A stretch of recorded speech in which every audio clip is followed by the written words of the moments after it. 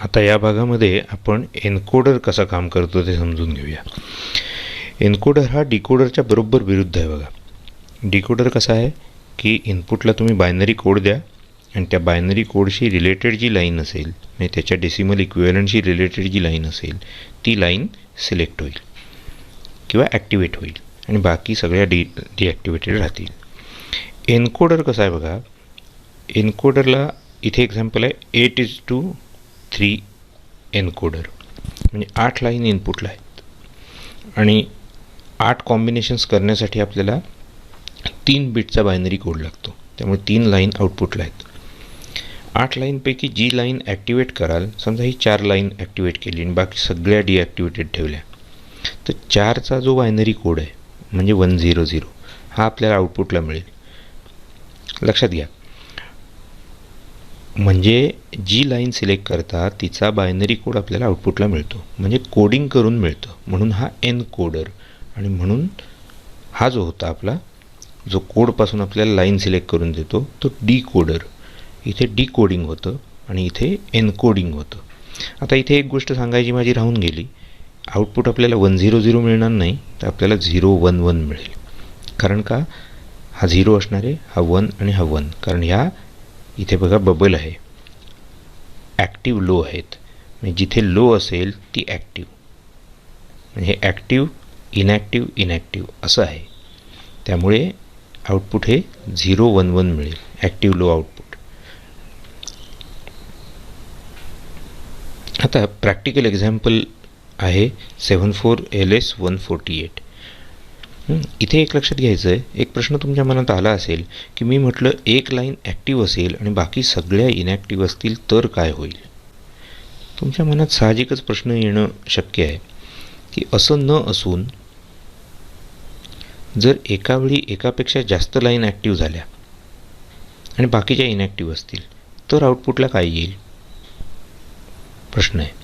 तर त्या ठिकाणी आपल्याला प्रायोरिटी एन्कोडरचा विचार करावा लागतो. So 8:3 priority encoder. प्रायोरिटी म्हणजे काय, तर इथे प्रायोरिटी असते. प्रायोरिटी याचा अर्थ प्राधान्य. ठीक आहे, मल्टिपल सायमल्टेनियस इनपुट्स जर आली, मल्टिपल म्हणजे एकापेक्षा जास्त, सायमल्टेनियस म्हणजे एकाच वेळी एकापेक्षा जास्त इनपुट जर ॲक्टिव्ह झाली तर आउटपुटला काय येणार, तर प्रत्येक इनपुटची जी आहे प्रायोरिटी ठरलेली असते. हायर प्रायोरिटी इनपुट कुठचं आहे आणि लोअर प्रायोरिटी इनपुट कुठचं आहे हे ठरलेलं असतं. आता बघा, हे जे इनपुट आहे 7 नंबरचं, त्याची प्रायोरिटी सर्वात जास्त आहे. हे इथे आपल्या लक्षात येईल. बघा, पहिल्या 2 लाईन मी नंतर एक्सप्लेन करेन. तिसरी लाईन विचारात घेऊ आपण. इथे E1 हे एनेबल आहे, हे जर लो असेल तरच हा IC चालणार, नाही तर हा IC चालणार नाही. E0 आणि GSचा आपण नंतर विचार करू.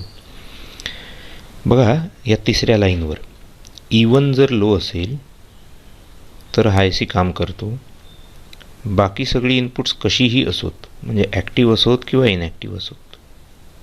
जर 7 नंबरची लाईन ॲक्टिव्ह असेल, ॲक्टिव्ह लो आहे बघा, इथे बबल आहे म्हणजे ॲक्टिव्ह लो आहे, म्हणजे 7 नंबरची लाईन जर ॲक्टिव्ह असेल तर आउटपुट लो लो लो, म्हणजे इथे 000 म्हणजे ॲक्टिव्ह ॲक्टिव्ह ॲक्टिव्ह, कारण हेही ॲक्टिव्ह लो आहेत. म्हणजेच इथे कोड इफेक्टिवली काय विचारात घ्यायचा आहे आपल्याला, 111 विचारात घ्यायचा आहे, ॲक्टिव्ह ॲक्टिव्ह ॲक्टिव्ह. जरी तो इथे 000 दिसत असला तरी तो ॲक्टिव्ह लो असल्यामुळे 000 आहे, म्हणजे ॲक्टिव्ह ॲक्टिव्ह ॲक्टिव्ह असा आहे तो. म्हणजे याचा अर्थ याचा बायनरी कोड 7 होतो. म्हणजे 7 ही हायेस्ट प्रायोरिटी इनपुट आहे, कारण बाकीची काही जरी असली, 1 असोत 0 असोत, ॲक्टिव्ह असोत इनॅक्टिव्ह असोत, तरीसुद्धा जर 7वी लाईन ॲक्टिव्ह असेल तर 7व्या लाईनची रिलेटेड कोड आपल्याला आउटपुटला मिळणार आहे. म्हणजे 7 is the highest priority input आणि lowest priority input is 0.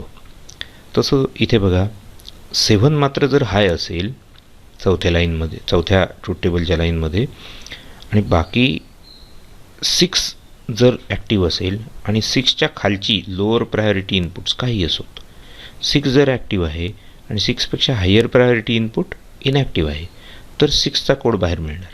6चा code काय आहे, 6चा ॲक्च्युली कोड आहे 110, पण ॲक्टिव्ह लोमध्ये तो दिसणार आहे 001. त्यामुळे लो लो हाय असं आपल्याला आउटपुटला मिळतं.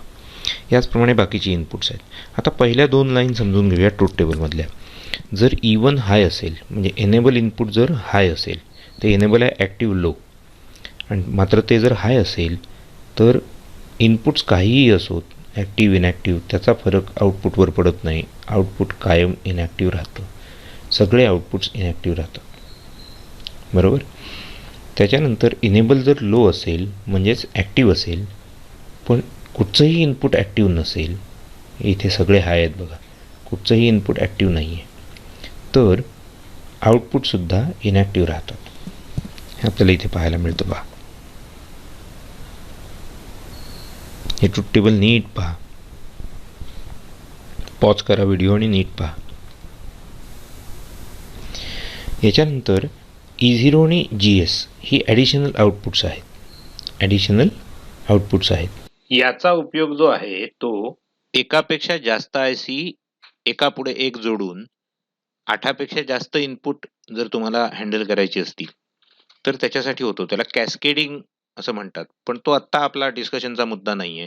त्यामुळे आत्ता आपण तो बाजूला ठेवूया आणि या ठिकाणी आपण एन्कोडरचं डिस्कशन संपवूया.